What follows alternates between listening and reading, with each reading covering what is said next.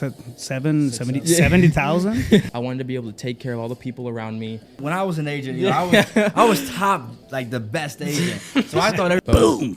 bow. Oh, that was good. That was really good. Trick me to another session. Just curious. Just curious. Oh shit. There we go. We made it out here. Badass. Thank you. That was good.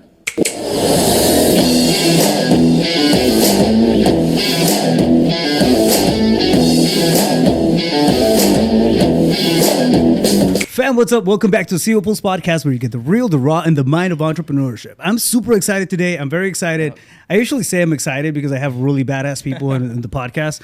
But man, to see what you guys have gone through over the last several months, last year almost. I mean, it's nothing short of amazing, and I feel honored and privileged to be part of that journey, right? So with us, fam, we have two rock stars here. They're absolutely crushing it. Young entrepreneurs, killers in their space. They're wholesaling. They're doing big things.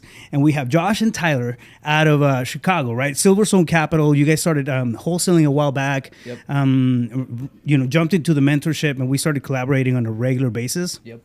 So I want to unpack that a little bit too, because you guys have a very particular background, right? You know, getting into it, you didn't have a lot of experience, but man, were you guys hungry? I remember like our first sessions, first conversations, like you just want to destroy the world. And that's exactly what you guys are doing Just right show now. us how to do it right. So I'm very, very, very happy to have you on the pod. Thank you for making the trip down here. Yes, thank you. for Thank having you. us. I mean, to say like more than just you being a part of it, you were the cornerstone, like the pivot of our company. Like meeting you changed everything. Like we always talk about, if we didn't meet you, and our friend, you know, Ethan, he connected us to you, which is awesome. But if we didn't meet you at the time that we need, bro, I don't know where we'd be right now. Dude, brother, I mean, it means a lot, you saying that, and thank you. Yeah, it's pretty interesting. So Ethan sent me a message. He was like, "Hey, I have one of my boys, because we're doing an in-person event, in-person training for the REA Elite, which is my mentorship. But it's we're doing it in person. He's like, can I have somebody over? You know, they're doing deals with us, and we're collaborating and all that. So I was like, dude, Ethan is one of those guys. Ethan and Cam. I mean, they you know, there's a lot of people that make an impact, right? Like as you're going through your journey, which we'll talk about right now. But these guys have always been spot on, like super dedicated, committed, hungry. I was like, yeah, dude, no questions. Like whoever, if they're good for you, they're good for, they can hang. Yeah. So we had that event over that weekend. I mean, that's where we hit it off. But you guys were already doing stuff. Yeah. Yeah. Oh yeah. Yeah, we were already doing Novations. Right. And I mean, Tyler will tell you a little bit about like how we even started into it. But I was a real estate agent, and I was like doing some listings, and then this guy called me out of the blue, and and he was he was like in the bathroom. I'm like, dude, like, are you in the bathroom right now? He's like, yeah. I'm a senior in high school. I'm like, what the hell are you? So, but anyways, we started partnering up on like some joint venture deals. All right. So before we speed through that, sorry. I want to get to no. I want to get to the root of it. Like, how did you guys get into the real estate space? I mean, you were an agent when you guys met. You were an agent, so you called him randomly. So he was an agent. I was currently in high school, and the way I got into it, just straight up, I'm not going to BS it, was I was committed to play college and baseball. 75% scholarship, going good, not a thought about wholesaling. All of a sudden, my senior year, it got to a point where it was like I could no longer do anything or think about anything other than baseball. I was like, things are going bad. I don't feel like myself. I'm not even living anymore. So I needed something to take my mind off of it and basically say, what can I do to like take my mind off of baseball so I can enjoy it again, but also not think about it 24/7. Yeah. And what better way to make money, right? Yeah. So all of a sudden I was like, oh, wholesaling, let's try it. Yeah. And so, a few months go by, I'm watching TikToks, as everyone always does, just doing whatever I can. And then all of a sudden I start finding out about JV deals. I'm like, this is the perfect time for me to get into it. So I started connecting with other wholesalers in the area, reaching out to VAs, doing literally anything I possibly could. Straight out of YouTube University? Literally, YouTube University. And then that's when all of a sudden I had a few deals that were like locked up, and I was JV'ing, and I was like, okay, well, now I got to find a buyer. How do I find a buyer? What do I do? And I just started calling agents. And one of them just happened to be him on a new construction he had listed, you know, at that time. And I was just like, that's wild. So I have this deal and I wanted to see if you'd be interested. And he's like, yeah, send it over. I'll go check it out. And I was like, what? You would?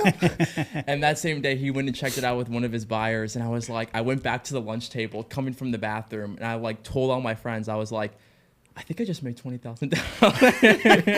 Because that was the farthest I've ever gotten on anything. So I was like, oh my gosh, like this is really happening. Long story short, it didn't end up closing or anything like that. But ever since that happened, all the JV deals that I got, I was just like, yo, you're an agent. You have buyers, right? Just take them all. Just let me know if you find any buyers. Yeah. And so I just started sending him a bunch, and we just. You're an agent. You must have all the experience in the world. Yeah, right? exactly. So we were just like, you know what? Let's just do it. I'll do all the deals. I'll get them locked up, and you send them. I send them to you. You sell them to buyers and close it out, and let's just make it work. So that's the way that it kind of unraveled in the simplest form possible. I didn't know he was a wholesaler. I didn't even know what wholesaling was. Yeah. Because like when I became an agent, like when I first got into the industry, my like one of the managing brokers at the first time said, I said, hey, you know what wholesaling is? He's like, no, wholesaling is bad. Oh, it's the illegal. devil. It is the devil. You need to stick to listing properties, and you're the good guy. Yeah. So I was like, oh, okay. So he came to me and said, joint venture. I didn't know what that meant. He kept saying like JV, joint venture. Yeah. I thought he had like the deals. He was the one. And then one time like this guy like pulls up and he's long story, right? But then we started to get our own leads, which Tyler could tell you more about that. But yeah. So the way I really got into it, like when it was like, okay, now we're really rolling, was through the beginning. The way I did it was I would try to reach out to all these virtual assistants on Facebook. Right? Yeah. I was like, okay, well, if the JVs aren't working, well, how can I get leads without paying $5-10 grand a month? Right. Like, there's got to be a way to do it. So I tried driving for dollars. I tried, just random things, and I finally stumbled across getting virtual assistants or VAs that would cold call for me off commission. And so what I would do was I would go around to all these other wholesalers that I knew previously and say, send me all of your dead leads. Yeah. And have those callers call through all of them, and anything we close from them calling and bringing them back, right, they would get a commission off of. And so after, 2 months or so, we finally got our first deal, which actually at the time we had like 2 or 3 that came up. And we originally had someone else that this is from dead leads that other people had, right? Yes, so dead leads. Man, I'm telling you, the power of guerrilla marketing. Yeah, just doing anything we possibly could. Yeah. Just you guys, let me just say this. You guys are scrappy as fuck. That's what when we say Silverstone Capital, we will do. If we have to drive 10 hours to close $1,000 deal, we will do it. We do not care. That's like our motto was like, we make something out of nothing and then everything out of something. Literally. We were talking about it early on, and I was saying like these guys are they're willing to do what most people are not, right? But then again, you're gonna have abnormal results because you take abnormal action. Of course, yeah. I love it. And that's something that we kind of did early on. Was like, look, we started out by closing our first few deals, way more than our first few deals, by doing what no one else wanted to do or could think of. So we're gonna roll with it because that's what stuck out to us. That's what we're good at. And so we did that for the first, I don't even know, maybe like we closed probably 10 or 15 deals out of it. So it was pretty solid. Like first year, 10 to 15 deals, and it lasted about 6 months or so. Now, good thing this happened. I mean, it's hard to say, but I'm glad it happened. That lead source. How old were you? I was 18. So I was 18. I was the day that I closed my first ever deal. So I started in high school. Yeah. The day I closed my first ever deal was on my drive up to the college campus. And I remember texting him like, "Did the wire come in? Like, did the check come in?" Walked in like send it a over. king. Yeah. So it was definitely weird being in college. Like, oh wait. Yeah. Like, I can make this money like while doing this. What? Yeah. And then we were just like, let's just go all in. And so we just decided to just say, F everyone else. We're not going to rely on others. Let's just do it on our own. And just from there, we just completely took off. Yeah, no, man, it's and it's been an interesting journey to say the least. I remember the at that event, at that live event, we were talking about, you know, just going back and forth, and you guys were doing Novations, you were working on that process, and I put Josh on the spot. I was like, all right, cool, yeah, you're pretty good at it. I was like, cool. Yeah, he called me that get night. on stage, yeah, get on stage and talk to the group. Yeah. And it was a private group. It wasn't a big, massive group, but he was like, yeah, I'm game. Yeah, I remember that night. You put me on the spot, and I called Tyler. I'm like, bro, you're not here, bro. Like, what's going on? And I remember I like stayed up that night. My friends were like, yeah, we're gonna go out to ASU and go party. You coming out? I'm like, no, I need to make a perfect presentation about no. Crushed it. Yeah, crushed it. He sent me and I was going through it. I was like, yeah, that's good. Maybe try this. And then we were like, okay, that's good. Yeah, that was fun. That was fun. No, but yeah, good. I'm glad we learned about Novations. I mean, like, I don't know how deep you want to go into that, right? But I believe we were like one of the first people to like really like dive into it because it wasn't that popular. And we started getting like a lot of these dead leads were in the middle of like nowhere.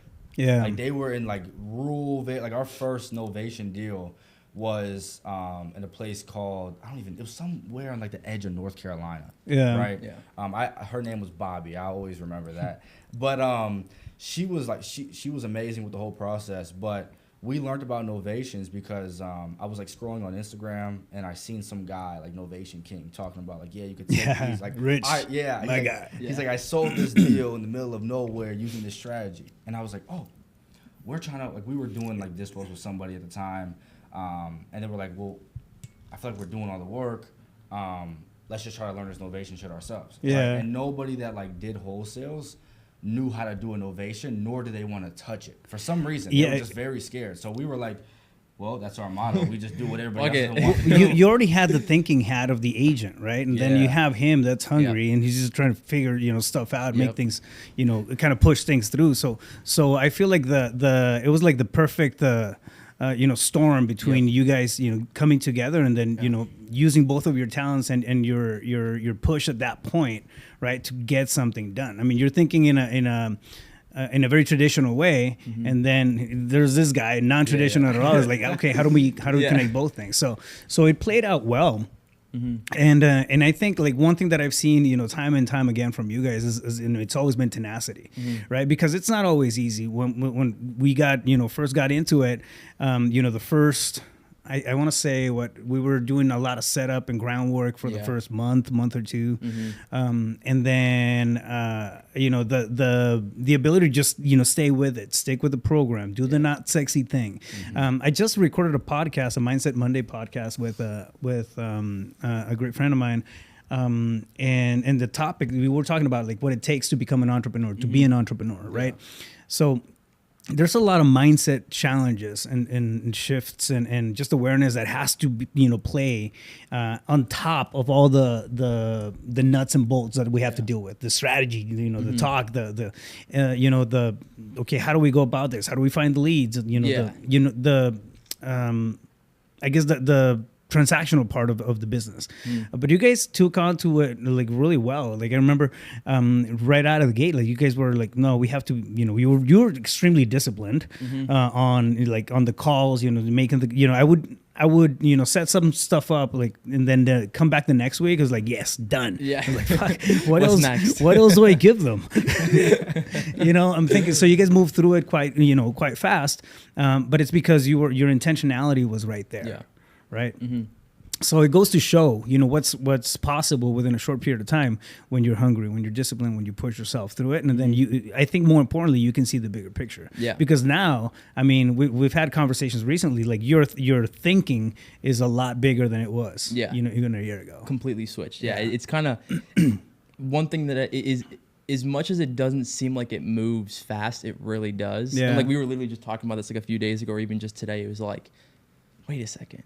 We literally were like, just, you know, talking like, okay, how are we going to, you know, close a few deals a month? Like, how are we going to do this? Yeah. And now it's like, now that we are closing more than a few deals a month, now we're thinking, wait a second, how can we get to more? And then we like stop ourselves. We're like, well, wait, this is literally what we were hoping for. And we're already doing it. And now we're thinking more. And so it's like, yes, it's a blessing and a curse, but it's like the way things move is it's like, it moves slow when it's happening. Yeah. Once you 30,000 foot overview, like you always like to say, it's like, wow, like we really are actually moving forward, like more than what we feel like because we're just so focused on the moment. Yeah, I feel like well, it's part of that process too, like just stopping and acknowledging, right? One of the topics that came up is sometimes we can feel like we're at square one, we're not making that much progress or whatever. But if you think about it, think about your square one 6 months ago. Yeah. Think about your square one, a year ago. Right, or even before then, it's totally different. There's always progress that's being made, and it's not until we become aware of it, intentionally aware of all that stuff that's going on, that we appreciate it a little more. Yeah. So, anyways, it's been really cool to see the development and everything that that you guys have been able to put together. It's just exciting, man. From my side of the fence, it's just freaking exciting to see you guys crush it. Of course. So, okay, let's get into the weeds a little bit here. Talk to me about a little bit about the experience from building the business, to going through the growth, the pain points, the struggles, the wins. Of course, we're going to tackle on those. Break it down for me. So the way that first off, one thing that I think is and this is what we talked about a month ago or so, which was the one thing I think that I feel like we did everything really, really well besides one thing, and that was understanding who we are in the very beginning. And so like Josh and I, for example, right? Yes, before we understood what we were really good at, but we never really actually put it down and was like, look, this is your role, this is my role, and us doing this is going to be really well. And I think that's one thing that if we did earlier on, we would have seen even more success than what we would have done, because it just emphasizes what we can hyper focus on. So for example, Josh, best networker, best people's person I've ever met in my entire life. There's no one that will ever be better, right? My strength is all the operations, analyticals, management, how can we make things move? Yeah. And so I think if we were to do that in the very, very beginning, and this almost goes for anyone out there, where it's like, before you just start running around just chaos, figure out what you're really good at, put the biggest emphasis you possibly can on it, and then attack it, which then after we did that, right, it was like, okay, well, my strengths right now are marketing, acquisitions, locking up as many contracts. And Josh, due to his agent's personality, he's been in it for a few years already. He's probably really good with the agents. Let's, put you on the dispo and let's have you go sell out all the deals, and I'll just lock up as many contracts as possible. And so what we did with that was figure out a marketing source first. The way we kind of like to do things is very step by step. Not necessarily like, oh, here's a 20-step plan, but it's like, okay, the issue is marketing. Let's put all of our focus humanly possible on marketing, and once it's taken care of, then we'll focus on acquisitions. Once acquisitions is fully taken care of, process, let's focus on dispo.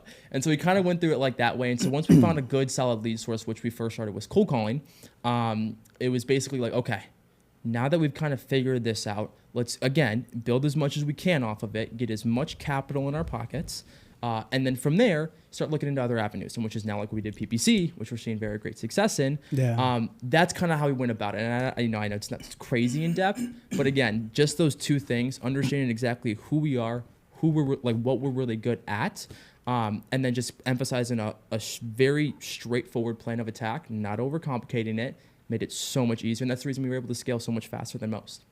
Yeah, I couldn't agree more with that, because you guys did exactly that. I remember we started delegating, or not delegating, but just kind of clearing out or clarifying roles and responsibilities, and the execution just became a lot easier, I feel.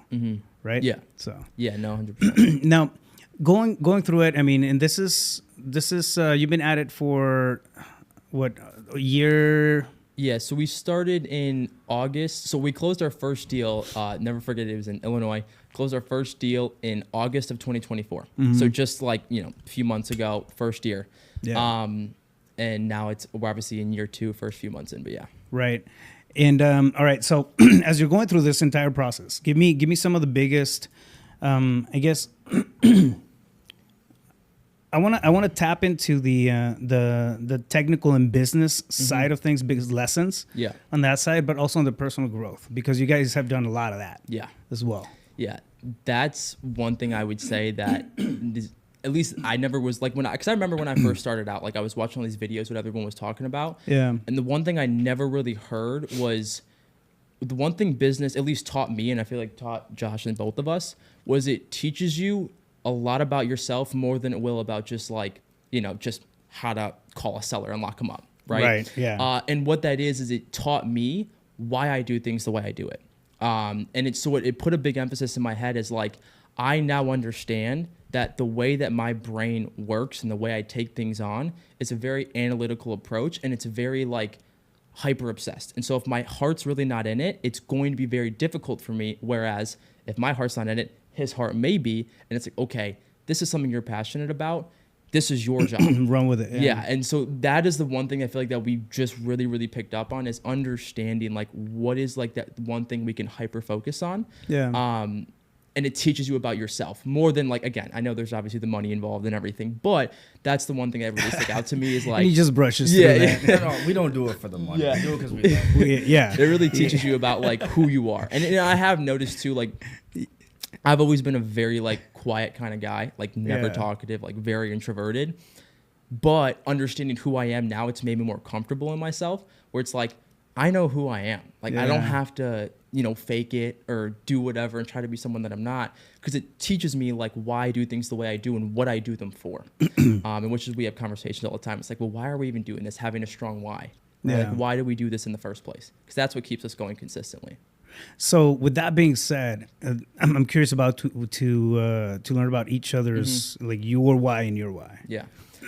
So my why is originally started from the getting away from baseball. Yeah. Right. Like, and this can go for anybody out there if you have a job or you're in college, but it was like all I ever did was baseball.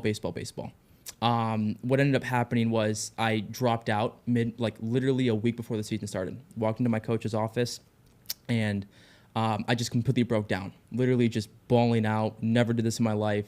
I just straight up told him, "Look, man, I go to bed, I think about baseball. I wake up, I think about baseball. After practice, I'll go back into our, my small little dorm room. I'll sit in the mirror and I'll practice my pitching mechanics for 2 hours." Like all I did was baseball, to the point where it was just negatively impacting my performance as well as my daily life. I couldn't sleep. I literally would wake up in the middle of the night and couldn't fall back asleep because I was just thinking about it. You lost the joy behind it. Yeah, exactly. And so because of that, the way I don't know why, I believe everything happens for a reason, but I was like, I need to find something that can, again, find the source of the problem and take away, my mind from thinking about baseball to something else. And I was like, well, obviously, let's do money, right? Just like most people probably do. Let's It's go like, for the next best thing. Exactly. Get a ton of cash. And so my strong why in the beginning was escaping what was already holding my life back and making me just like not who I was. And then it eventually became to a point where I always wanted to be my own person. I wanted to be able to take care of all the people around me and be able to live life the way I wanted, however I want, no matter the situation. And, the main way to do that, at least, is through financial freedom. And so that's my strong why in terms of my story. Right it's definitely there's a sense of empowerment when you have the ability to generate your own way, right? Yeah. Josh, what about you? My family was in it when I was younger, so I always watched my mother and father growing up, just like on the construction sites. And my mother and father were like big developers in the Chicago, like South Side Chicago area, and it's the South Side Chicago, so very rough area. However, it was all nice, and I was always thinking about it. It was always on my mind. But as a kid, I've always had I've loved business. Like that was my thing because I see it in my family. So I would always sell like shit on the side, like for instance, like phone cases. I remember I had like this hustle people. If I'm on the back of the Snack box, dealer. I'm selling candy. Yeah, literally selling warheads, right, for 50 cents a piece. Right, get a bag for like $10, sell it for like 50 cents. So I was always doing that, and then I really the passion for real estate strengthened when my father passed away when I was 14, and then the company was just left to my mother. So then I thought, immediately right after, I was like, well, what can I do as quick as possible to actually serve the family? And when I was 15, I looked up how can I get into real estate faster or whatnot, and it said you have to be 18 and have at least a high school diploma to get your real estate agent license. Yeah. And I was like, oh, well, there it is right there. So immediately I was like, all right, I'm not going to college. I'm just going to do whatever I can to strengthen myself with real estate. So grades dropped immediately. Right? Yeah. But I remember I walked. Checked out automatically. Yeah, it was done, right? But I still was educating myself. Yeah. I started educating myself on real estate more, speaking to my mother more.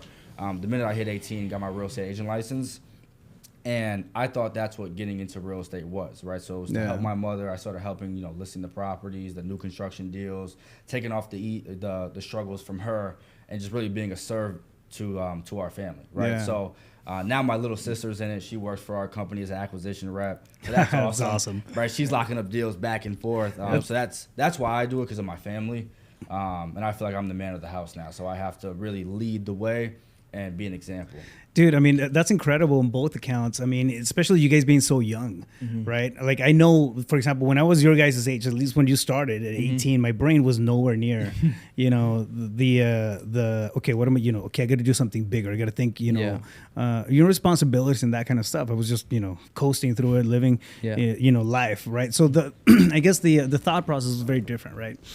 Yeah, but it's really cool to see just the overall development of the entire thing. For example, in your case, right, having a background in real estate, yet becoming that you know, having the ability to shape that through a business like wholesaling, and you know, take that cornerstone. Okay, cool. I'm gonna run with it now. Yeah, right. I always think too, like being a real estate agent was nice and all, but I really love this because it's more freedom. Like, that's my thing as well, which I think we relate on a lot. Is I want to be able to do whatever I want, whenever I want, however I want, and I don't want anybody to tell me. Own your otherwise. options, yeah, that's it. So pivoting into this wholesaling, I believe, is truly what like real estate is. You're doing everything. Like, you're the most. I believe we're the most important people in the transaction. We bring the deal to the table. We provide a job and money for everybody else.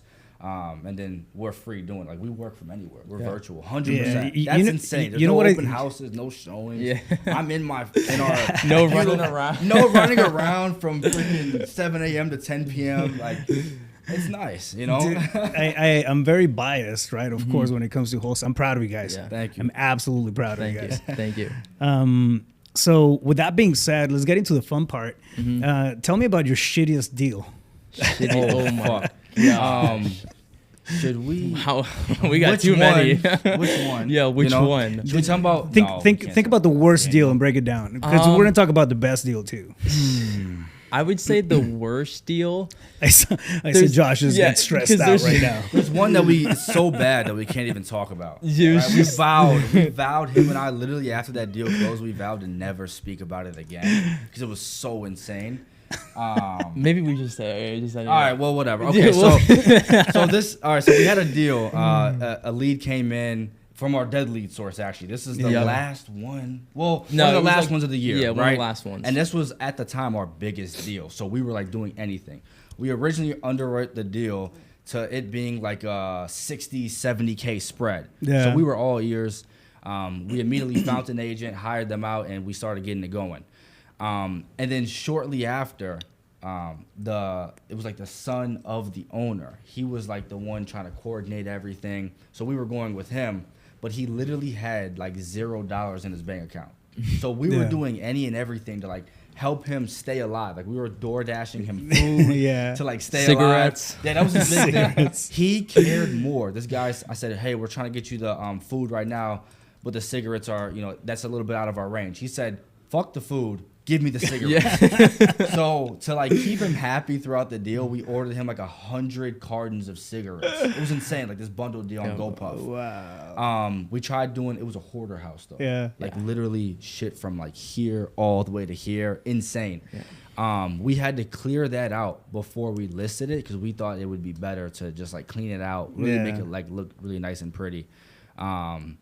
We cleared out the whole property. We hired like some Mexicans from like they're probably my cousins. Yeah, I was Google translating to like message them like do a good job, we hired them, got them out, but it was a really tough deal because he kept on. This is what we learned too in business, and we always remember it, and we try not to mess up anymore on this, but.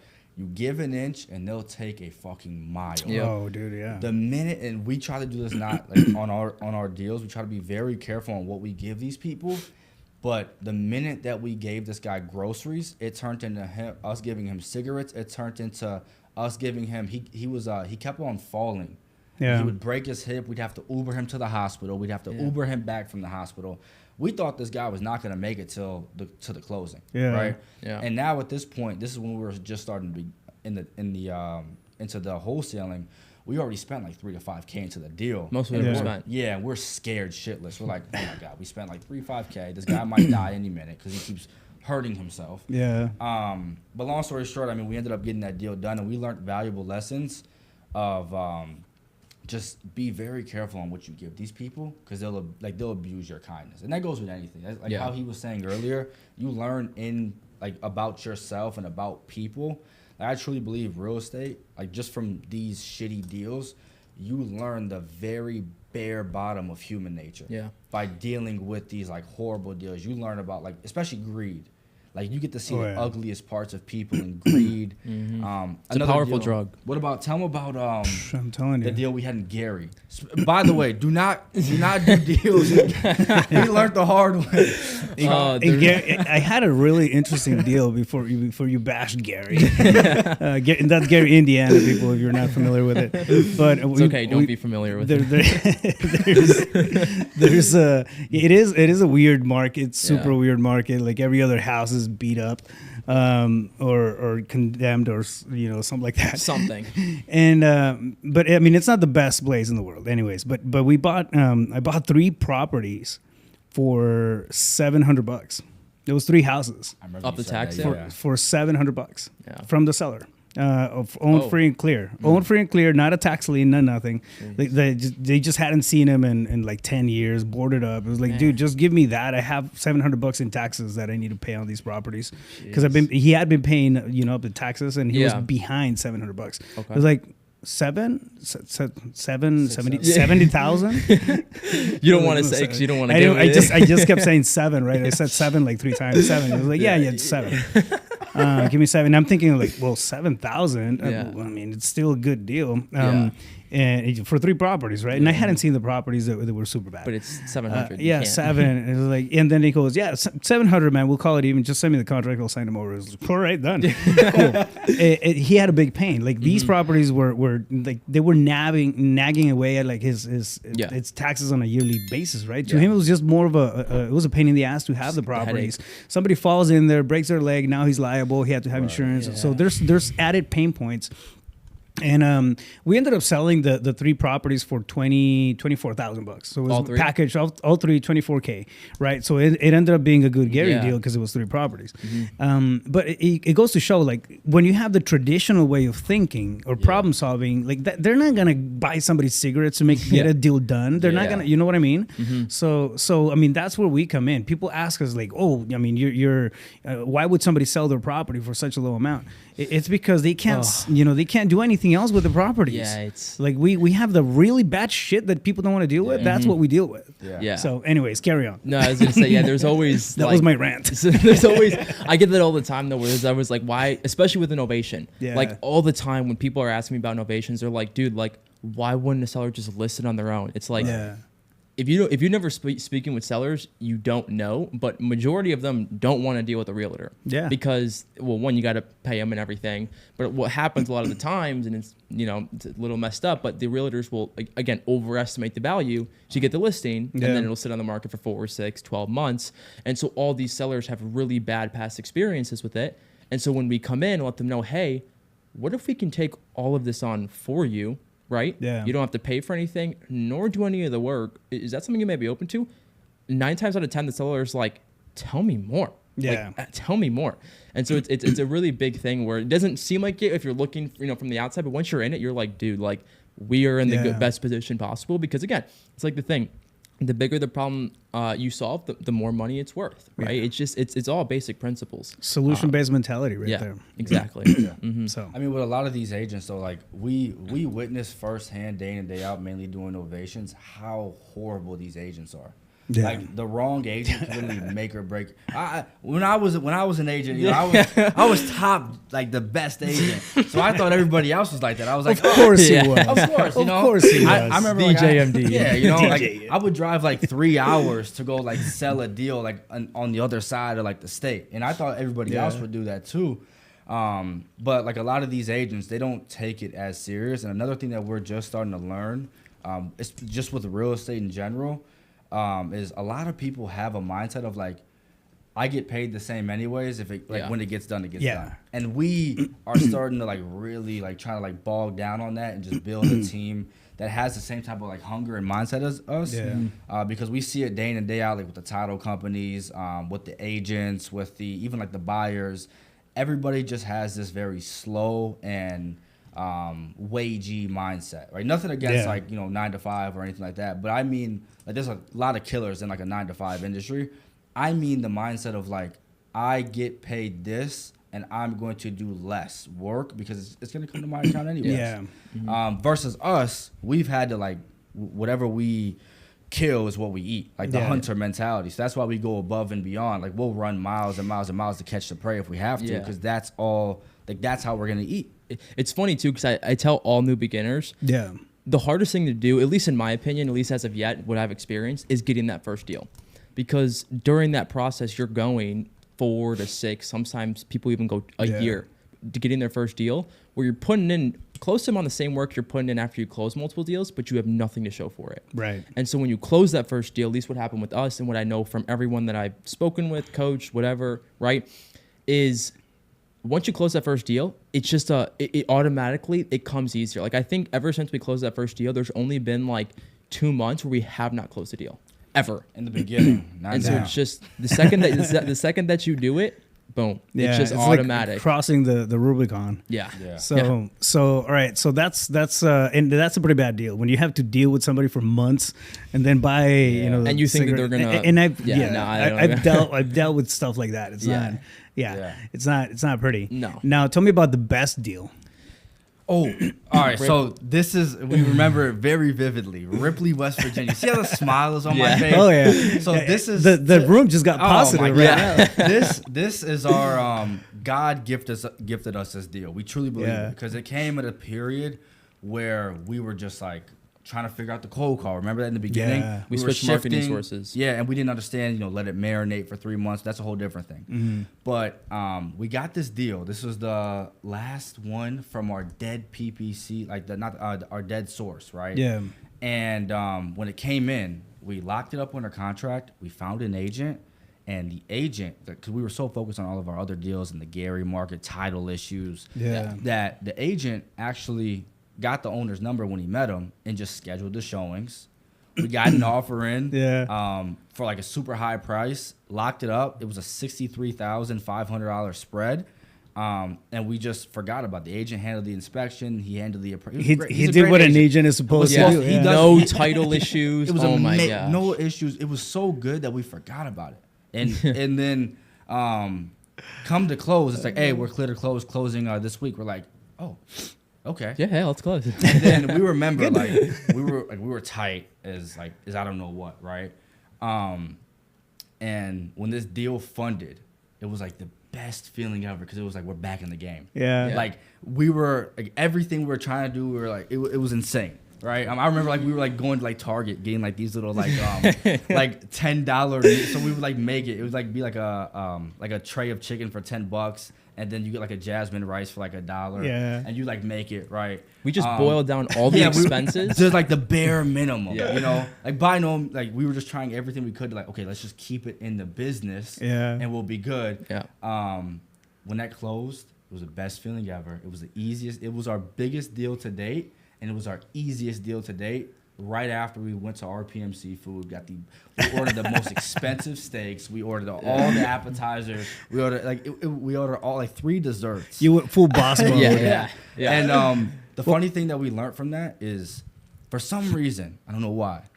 Well, I'll tell you why. But the bigger the deal, the easier it is. Yeah. And the smaller the deal, the harder it is. Like when we're dealing with that was a $260,000. Close to $300,000 price point, and it was easy because the owner of a $300,000 house obviously knows what's going on. The buyer of a $300,000 house knows what's going on, and the title companies and the agents, they take it more serious because they're getting paid more. Right. So those are typically the easier deals versus we're in Gary, Indiana, and we're making more on our wholesale fee than the owner is for his property, and he's not too happy about that. Right? No. So, you gotta have. I found out that in spots like Gary, right? You gotta have the right conditions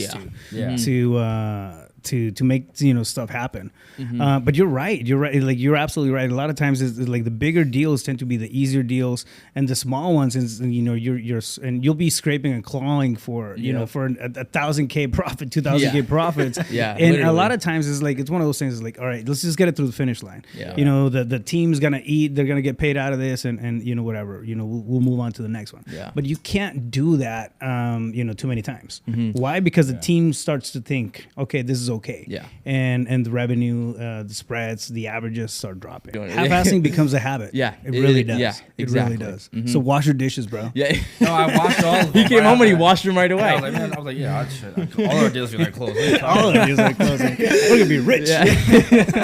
You see how clean these dishes are? Yeah. All organized, just like Yeah. No, that's awesome. How big was that deal? Which The- one? The good one. 63,500. 63K. Yep. Yeah, Off 500. of one.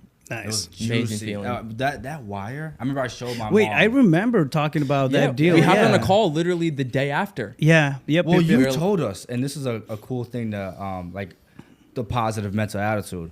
I remember when we hopped on that call and we had that deal in the pipeline. We were telling you like, there's this problem, there's this problem, there's this problem, and then you were like, what about that deal?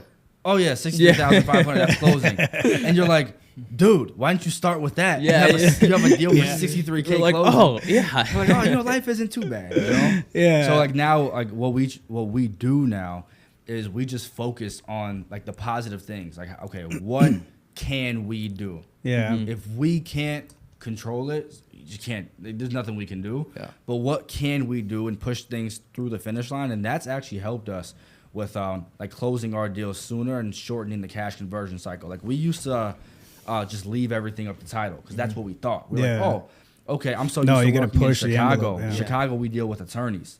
And the attorneys are like basically the TCs of the deal. Right. But when you're dealing with these other states and they just have title companies, there's no attorneys.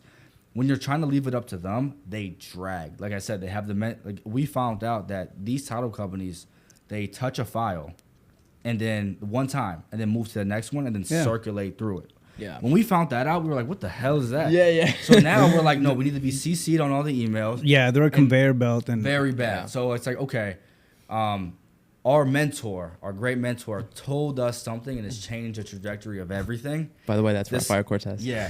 The squeaky wheel gets the oil. The squeaky wheel gets the oil. Right? So whenever like let's say you're in a shed and you hear a wheel squeaking in the back, Yeah. you're gonna give it oil. So now our model is we are the squeaky wheel. We are going to get the Absolutely. oil. And in the to translate that into the business, it's we are the people that are like nagging at you to get our deal done, and that is why Yeah. we're going to get paid first. Out of all the other files that you have, we're going to get paid first and on time. Because we do what most aren't willing to do. And we do that in everything. Acquisitions, dispositions, marketing. It's a Yeah. habit.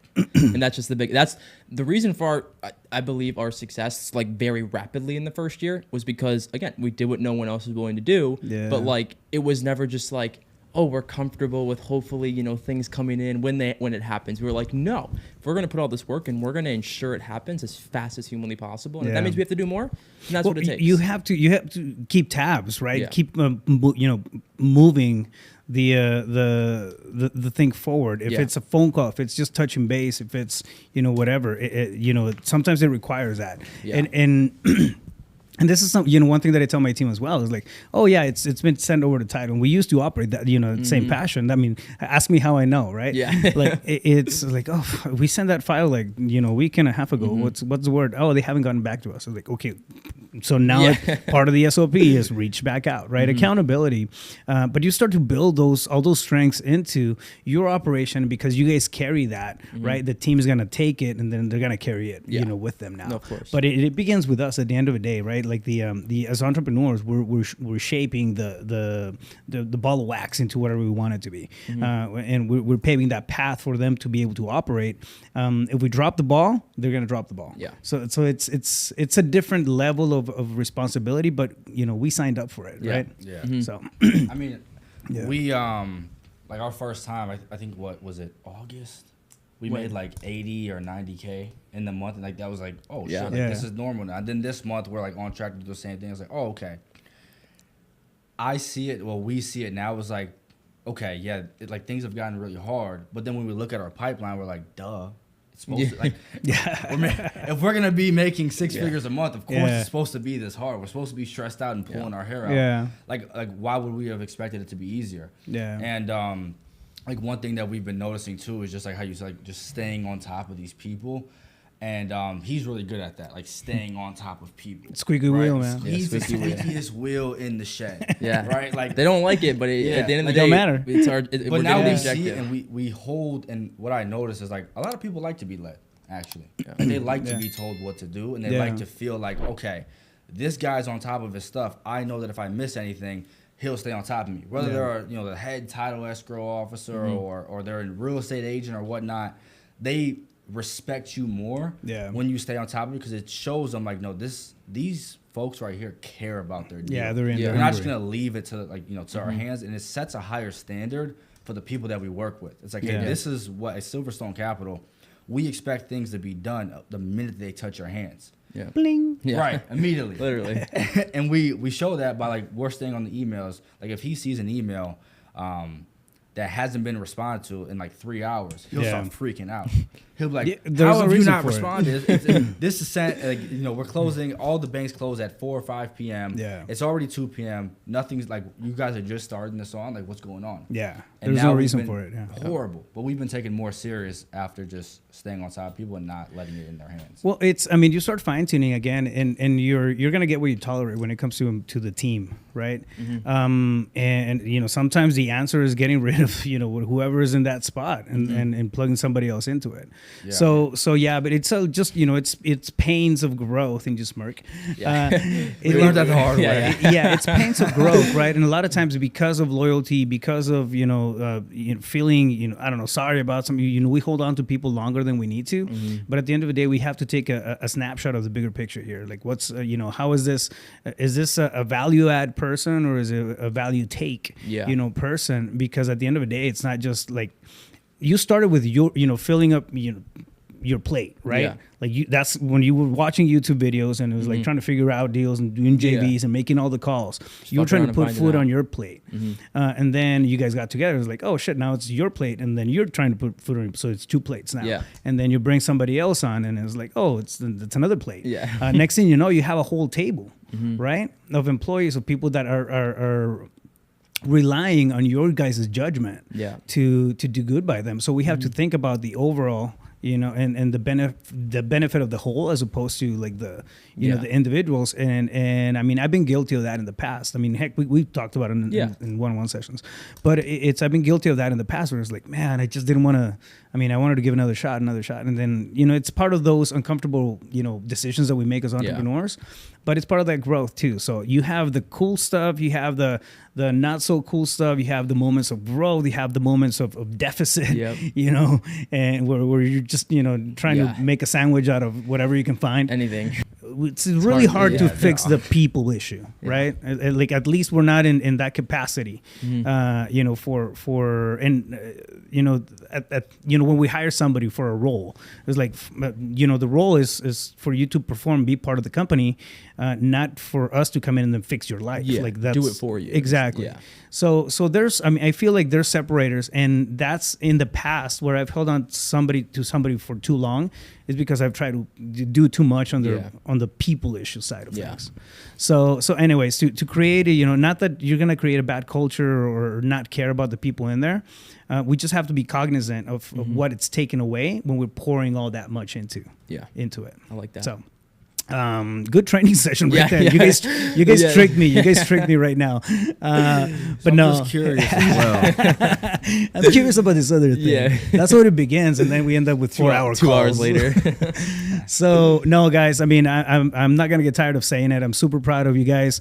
You guys have done amazing. You guys have been stellar students for one, but you guys are very, very high caliber human beings, and I love you guys for that. Thank you so much. Love you too, brother.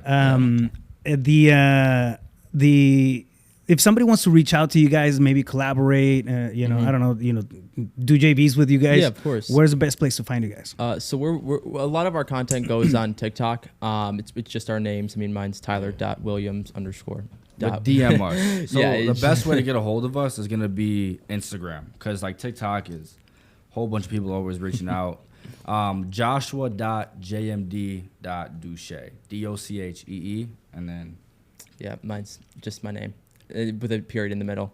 Bam. But yeah, Instagram, that's the best way to TikTok, reach out. we'll reach out. And then if you have deals that you want to we don't care where it is, right? If you have a deal and you are looking to dispo it, we can do it. There you go. Virtual wholesaling, baby. That's where it's at. Yeah, and if you are thinking about getting a mentor, no, he did not pay me to say this. This is the best mentor by far. We have paid for other mentors, okay? I say this right now. We've lost money. We have paid for other mentors, other things. We have never seen any better success than with Roth right here. Yeah, So, even after the mentorship, I'll call him. I'll ask him one question, and then I'll say, "All right, take care." And then he doesn't hear me. And he just keeps going and over explaining, and then it turns into like an hour phone call, and then I'm just like, I kind of feel bad. I'm like, damn, I didn't mean to take up this much of your time.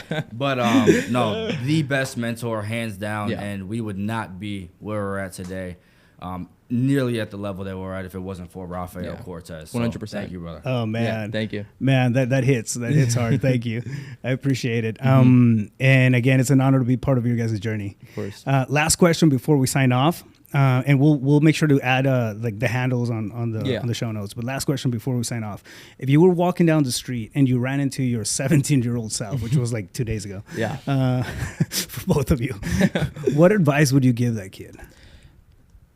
If you don't give up, you guarantee success. Love it. Don't look around. Look forward at your own path, and everything will work out. Man. So deep. I love it. Most people don't really do the work anymore. So Yeah. it's all out there. I mean, believe it or not, like we just went through stuff that people can implement right away. Yeah. All the content, it's literally there. I'm a byproduct of it. To close my first deal, I didn't spend money on anything. Like you can easily do it. It's all there. It's just a matter of doing it. No one really wants to do it. If you can do it though and not give up, then you guarantee success. Taking the action. I love it. Yeah. Fam, I hope you guys enjoy that. Do us a favor and share, subscribe, like, and reach out to these guys. These guys are absolute killers, Of course. in their space. Especially if you're a young entrepreneur, like you want to see what they're doing, right? You want to get motivated. You want to get excited about the growth that's happening on a day-to-day basis. Real stories. I mean, it's put in the work. Be a little intentional about it. It doesn't even take that much. Isn't that crazy? But anyways, all right. So reach out to my boys here. Once again, guys, thank you for making the trip and being on the show. Yep. We'll catch you guys on the next one. If you want to find out more how to get a hold of me, go to reiwholesaling.com, and I'll catch you guys on the next episode. Until then, stay focused. You got this.